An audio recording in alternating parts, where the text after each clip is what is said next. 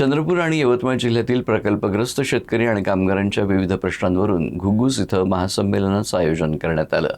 Cement प्रकल्प, कोळसा खाणी आणि गिट्टी खाणींमुळे प्रभावित भागातील नागरिकांना 80% रोजगार द्यावा, ओव्हरलोड वाहनांवर तातडीनं कारवाई करावी आणि प्रकल्पग्रस्त नागरिकांना दरमहा 200 युनिट मोफत वीज द्यावी, अशा प्रमुख मागण्या यावेळी करण्यात आल्या। चंद्रपूर जिल्ह्यातील घुग्गुस इथं प्रकल्पग्रस्त शेतकरी आणि कामगारांच्या विविध प्रश्नांवर बच्चू कडू यांच्या उपस्थितीत महासंमेलन घेण्यात आलं। सिमेंट प्रकल्प, कोळसा आणि गिट्टी खाणींमुळे प्रभावित भागातील नागरिकांना 80% रोजगार द्यावा, अशी प्रमुख मागणी यावेळी करण्यात आली।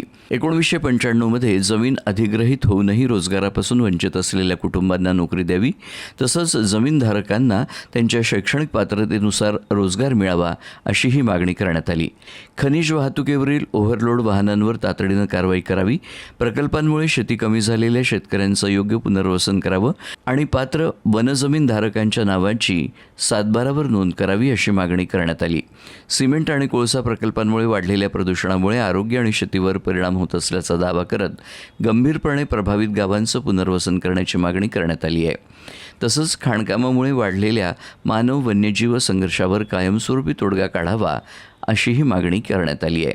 दरम्यान प्रकल्पग्रस्त तालुक्यातील नागरिकांना दरमहा 200 युनिट मोफत वीज द्यावी, अशी मागणीही यातून करण्यात आली आहे। या मागण्यांवर शासन काय निर्णय घेतं, याकडे आता प्रकल्पग्रस्तांचं लक्ष लागलं आहे।